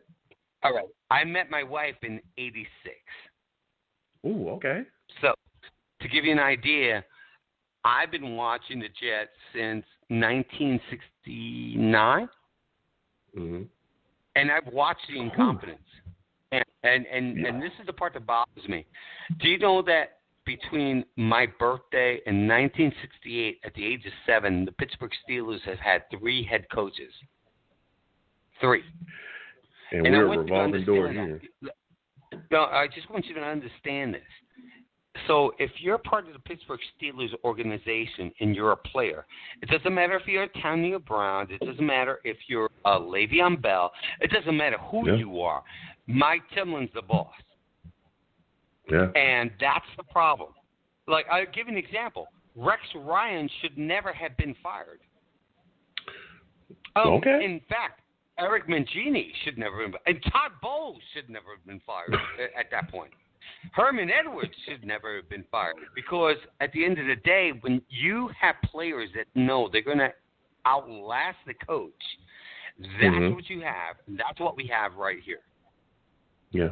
Well, you're right making some great points. You're making some great points, and I do agree with you on a couple of them. The Johnsons are terrible owners. I've talked about that multiple times on the show, and we'll continue to talk about that, especially in the offseason. And I think that that's going to be, if there is something that's going to hinder us really getting a top coaching candidate outside of the roster or something, the fact that they're the owners of this football team could be a great hindrance to us, because there are going to be people that are looking at the situation going, I do not want to work for the Johnsons, especially if they are going to be involved in the day-to-day football operations like we've seen in the past. And you said something amazing, is the dysfunction. We've seen the dysfunction from just recently, this situation bringing Gaze here, that was dysfunction. The way that the coaching search was ran was dysfunctional. The way that our GM was fired after being able to spend, a ton of money in the offseason as far as free agency, and then also be able, to finish a draft, and then firing him because you knew he was incompetent. That was dysfunctional. So like you said as well, we've seen dysfunction here, and it's from the top of the organization. But one of the things that I'm hoping is that Joe Douglas, him being brought here, him being our general manager, the connections that he has, all these things that we have, I'm hoping that he'll be able to settle that dysfunction, and they'll allow him to make the decisions. And again, we're talking about a lot of stuff here, but I want to get your thoughts on Joe Douglas. Do you think that he'll be able to bring in a top coaching candidate just with his resume and people knowing and trusting him, to be able to work with him to fix this franchise? Do you think that he's one of the points of attraction for a lot of head coaching candidates? Okay, I've been through this for a long time, so excuse me if I sound negative. Okay? No, go ahead. I was born at Lower East Side of New York, okay? My wife told me not to use profanity, okay? Yeah. With because I'm not a guy who minces words, okay? Yeah. Please don't curse on my show. It's a family show. Please don't curse on my show. Absolutely. The thing that gets to me is the greatest era was Bill Parcells for 4 years, and people didn't realize he took a 1-15 team with basically the same roster, and went 9-7. Okay, he took a quarterback, Vinny Testaverde, and gave him its greatest season. Got to the AFC Championship game. Same thing with Rex Ryan. He should never have been fired. It's not a question of an individual being the how do I say this? The boss. The thing is, again, I go to the successful franchises in the NFL. 3 NFL coaches in Pittsburgh. Okay, Sean Payton is the unquestioned leader of the New Orleans Saints. Yeah. If you don't have players that understand that the boss is there, Mike Tomlin's the boss in Pittsburgh. There's no debate. Correct? I mean, you're not going to tell me. Mike Tomlin's the guy.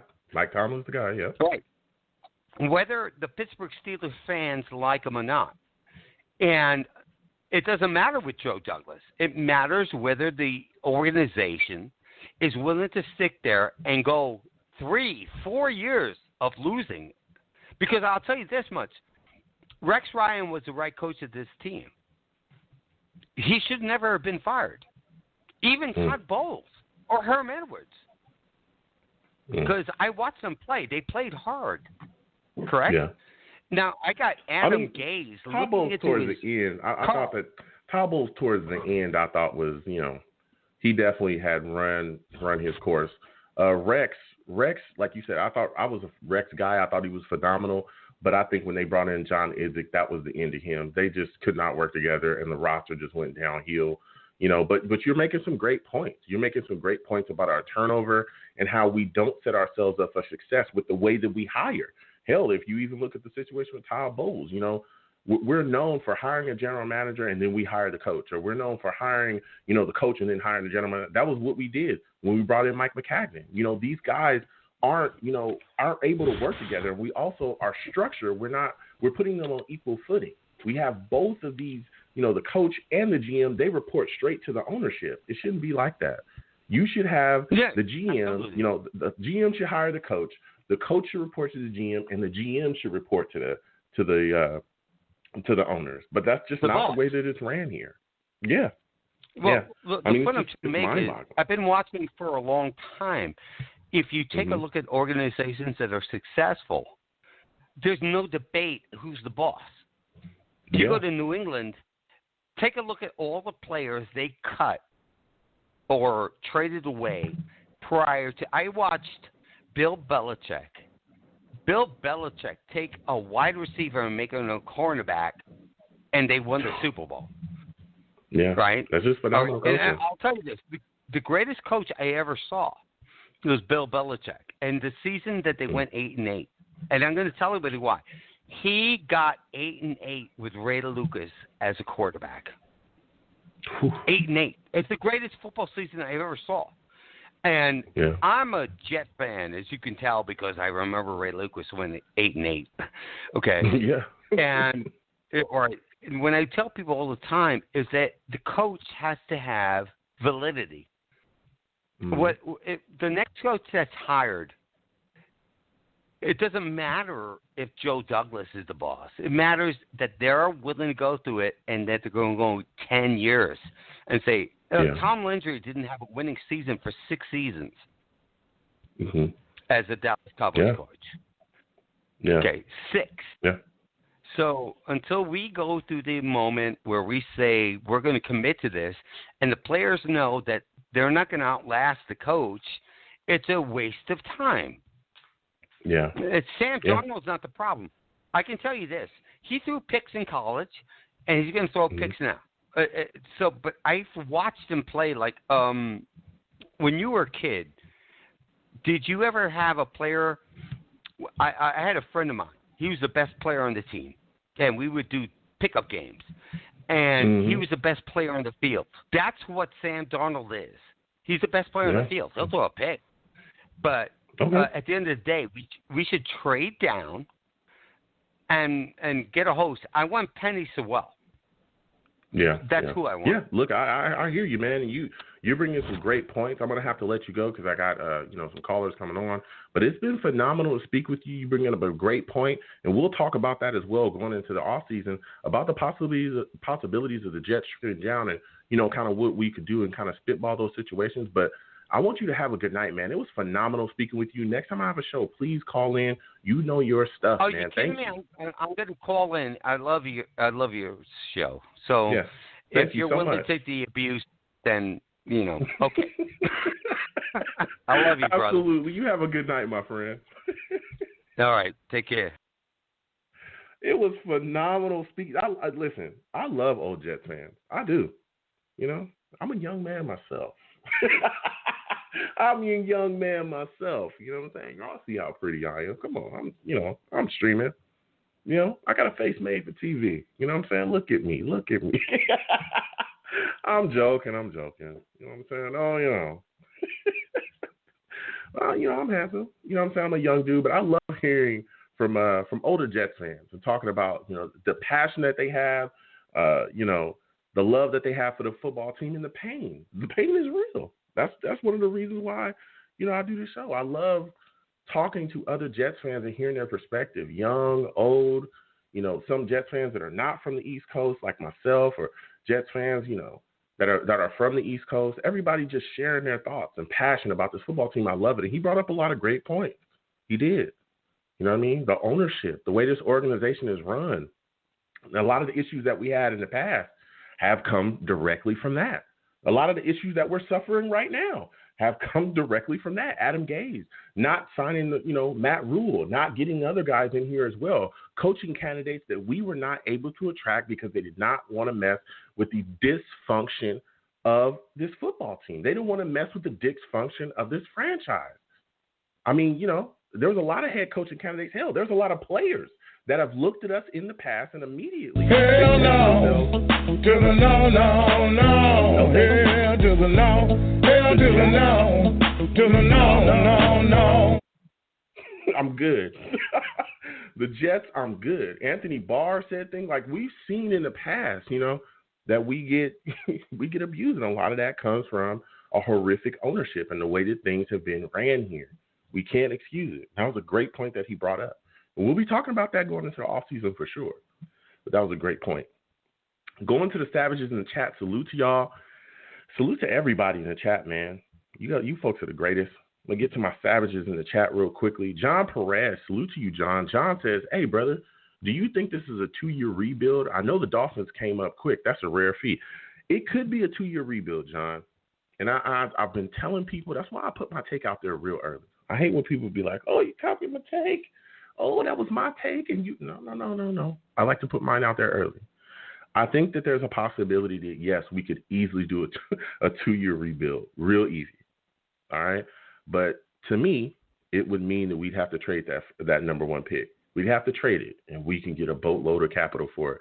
We can turn things around. But I think for us in particular, we have to look at the draft as being more of a viable option than free agency. Because the Dolphins also used a little bit of free agency, to really capitalize on those situations to make, to get some players that they need to come in. I remember they signed a corner, Ryan Fitzpatrick, they brought him in there as well. So they've done some things. I don't think we can rely on free agency. I don't. We've seen it in the past when we were better than we are right now, and not much better, but we were better. And there were players that did not want to come here. Anthony Barr, I remember we offered Kirk Cousins more money than anyone else in the league, and he said no. There's so many players that we've gotten stiffed by. We shouldn't be looking to do that. So I do think it could be a 2-year rebuild, but I do think that we have to do what it takes to acquire the assets. It's important. It's extremely important. So I'm going to go back to the lines really quickly. 757, I'm coming directly to you. I want you to give me your thoughts on the New York Jets losing to Seattle Seahawks. How are you feeling about this loss, man? How are you feeling about the Jets looking the way that they did? I mean, I'm really conflicted because, I'm hoping for the number 1 pick anyways, but it's just kind of just depressing to see how things has just gone this season. And it's really deflating as a fan because you just look at the talent level and it's just like, man, we really don't have anything like other than our left tackle to be excited about for the future. And this fan base, man, I recently started watching football around when Rex Ryan started coaching and stuff, and it was just real exciting, you know what I'm saying? And I guess I got on at the peak time as a Jet fan. Yes, you did. Yes, you did. Let me tell you, I'm sorry, I don't mean to cut you off, but brother, yes, you did. You got in on the peak time because it ain't like that normally. Go ahead. Yeah, man. Because after this, it's kind of been a whirlwind like I've never seen before, and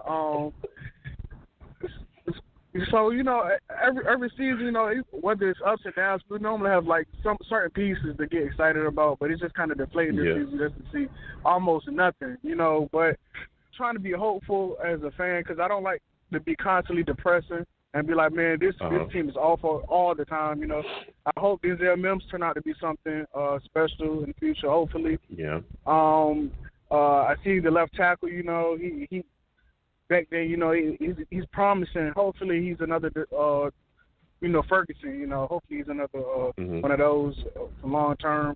Other than that, I just want to just a take on you as well. Like, how do you feel about Sam Darnold as well? Like versus Trevor Lawrence. Like, because I really feel like it's a waste of time to even draft Trevor Lawrence if we're not going to fire Adam Gase anyways. If we're not going to fire Adam Gase, then it's the same result. So what's the point in letting Sam Darnold go, keeping Adam Gase, then breaking Trevor Lawrence in? Like, it's going to be the same thing.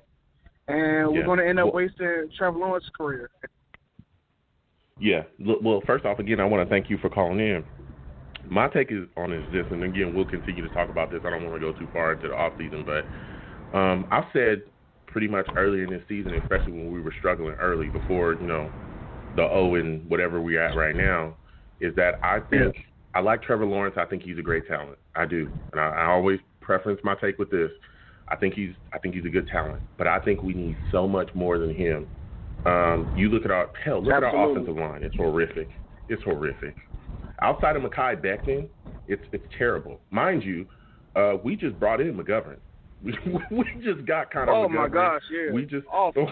He is terrible. We just got George Fant. Like, these guys are terrible. Like, these guys are really bad. Outside of Mekhi Becton, we pretty much need an entire new offensive line outside of him. All right, that's just one part. You look at our wide receiving core. Perryman, I don't think he's not a real number one. Mims is a guy that we're hoping to see more out of. Maybe he's a number two. Maybe he's the number one. We don't really know. We haven't. He's young. We're still trying to figure it out. But we don't have anything outside of him and Crowder. Really, and Crowder is a slot guy for sure. But can we depend on Crowder to give us big numbers? He had 7 yards against the Seahawks. 7.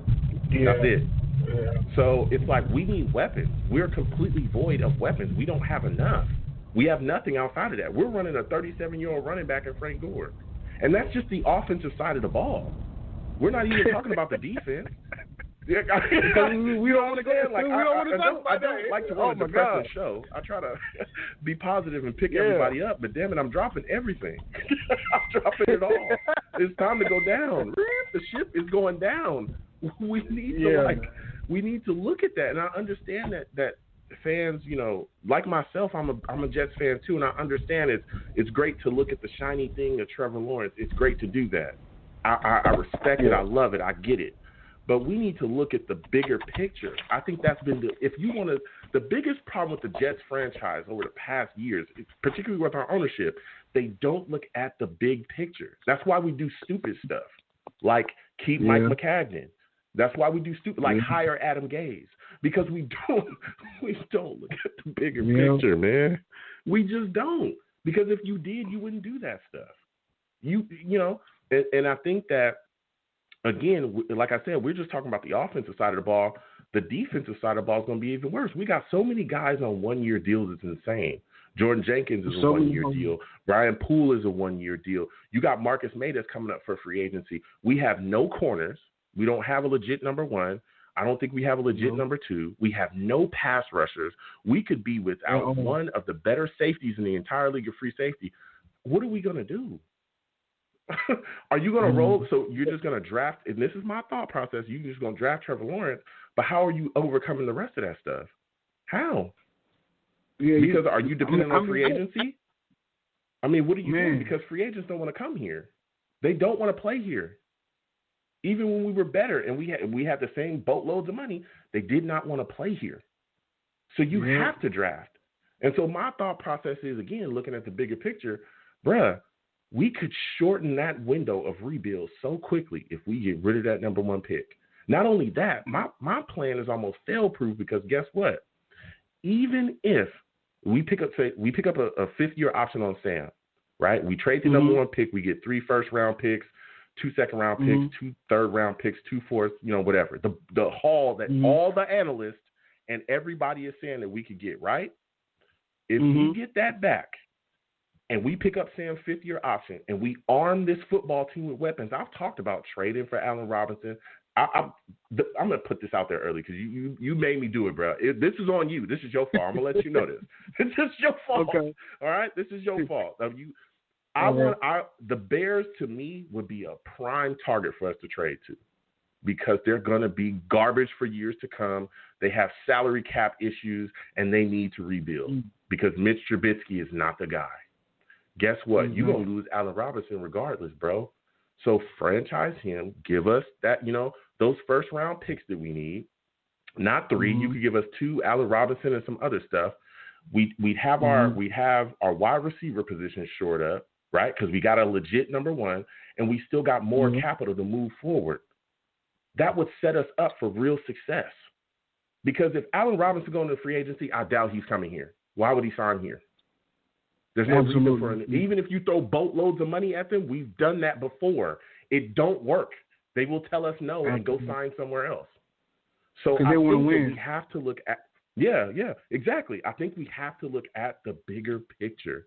We have to. Yeah. And the bigger picture is you need to better this football team as a whole. Oh, and like I was saying, it's fail-proof because if we pick up the fifth-year option, if we build this team throughout the draft, we pick up the Sam fifth-year option, he has a year to show us under a new coach, under new offensive, under a better offensive coordinator. He has a year to show us, bro, who are you? Are you the guy that we saw under Adam Gase? Or are you the guy that's ascending, that's getting better? And if he does not play better, if he is not showing you the things that you need to see out of what you believe a franchise quarterback is supposed to be, then guess what? You still have the capital. You still have the picks to trade to go get the next guy that's coming out, the next good quarterback. Because you're going to have some first rounders still in your pocket. Yep. That's fail-safe. You get what I'm saying? Like that's fail-safe. Yeah. You still have the capital. So if it don't work out, okay, throw him away and move on. Go ahead. So this basically this offseason is almost like one of the most important offseasons we've had in the past 10 years. Absolutely. Without a shadow of a doubt, and nobody's talking about it. Well, some people are talking about just, hey, we just going to draft Trevor Lawrence, but it is absolutely, and it's sad because we say this every couple of years because we're so bad and we've been piss poorly managed for so long, but it is absolutely one of the most important off seasons we've had in 10 years. Because we can either go up this really big hill or we could go down off the edge of a cliff. I think the biggest thing, yeah. We're already there though. Either we're going to climb the hill or we're going to fall off this cliff. y'all can figure this out. It really depends on what Joe Douglas ends up doing or how much power Christopher Johnson has given him over Adam Gase. Because if Adam Gase is still here, there's really no hope, to be honest. As much as I hope I try to be with this team, there's really no hope. Because if you see he's a bad coach in Miami, why would you hire him over here just to do the same exact stuff? That still blows my mind to this day. I still get up in the middle of the night just thinking about what in the world was he thinking. I just can't believe it. I mean, you can't believe it. Adam Gase keeps him up at night. Oh my God. Yeah, I just don't understand it, man. I don't understand it. But man, it's real nerve wracking because we haven't made a lot of good decisions over the past years. So it's scary just to put all the stress in the front office. You know what I'm saying? Just to make the right decision, man. This is very nerve-wracking.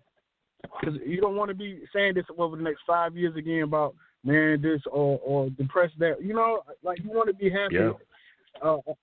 Just be the team competitive. We don't even got to go to the playoffs. I just want to us be competitive again. You know, and excited about a couple players on the team and want me to buy their jerseys and stuff. I don't want to buy nobody's jersey on the team. I don't want nobody's jersey for free. I don't want it. You know, so I'm just hoping we get better, man. I'm gonna go ahead off because I gotta go into work. You know, I just had to call in before I go into work, man. I really appreciate you. I love your show, man. Keep doing what you're doing, man. I'm gonna keep tuning in for sure. Yeah, thank you so much, my friend. It was great to hear from you now and again. When I have another show, please call in, bro. You were phenomenal. You know your stuff, man. Definitely, I will. Appreciate it, man. All right, you have a good one. You too. Ooh, listen, we got fans calling in. Salute to him, man. Salute and shout out to him. We got people calling in for work. He said Adam Gase keep him up at night. Now, you know, that's tough. That's tough. I done had a couple nightmares. Bad play calling. Woo. Ooh, man. Watching the Jets is a nightmare. Watching the Jets is a damn nightmare. You know what I'm saying? Adam Gase, man. Adam Gase, he like Freddy Krueger. He creep into your dreams, kill all. He creep into your dreams and kill all hopes of you having a functional franchise. Adam Gase is Freddy Krueger, man. Oh my goodness. Whew. Oh, listen. Again, I want to thank everybody for calling in tonight. It was phenomenal to speak to everybody. It's tough. It's tough. Being a Jets fan is tough, man. It is tough. But listen, I'm going to start to wrap up the show. Again, I want to thank everybody for calling in. It's phenomenal to speak to you folks. Listen, I'm the man of the people.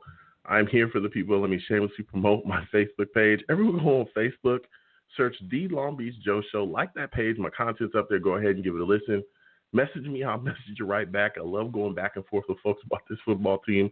Also, leave me some feedback. I love hearing about what you folks think I do here on The Long Beach Joe Show. I'm also on Twitter as well at YoungJ000. Again, YoungJ000. Go ahead, follow me on Twitter. I'll follow you right back. You want to troll me? No issues. I'm the troll that lives under the bridge, and I will troll you right back. No issues whatsoever. All right? I'll have my Sam Darnold jersey on as well while I do that. You know, I'm hoping that, you know, he survives this season because, oh, boy, things are things are looking crazy. But, you know, I'll be there. So I'm also on YouTube as well at the Long Beach Joe Jets, okay? Long Beach Joe Jets, all right? I'm also on YouTube, so subscribe to my content. You want to troll me, no issues. I'll troll you back. Go ahead and, you know, hit those messages. And, again, subscribe, turn on your notifications, and thumbs up, you know, my streams. I love, you know, going back and forth with people and just talking about this team. So when you folks see me in person, all right, we got a lot going on in this world, but eventually you will see me in person, all right? It's arms out, chest open, free hugs for everybody, all right? Free hugs for everybody, okay? I love every single one of y'all. You know, Jets fans, we having a tough time, but damn it, we going to get through it, all right? We're going to get through it together. We surely will. So free hugs. So you folks have a good one, all right? Peace.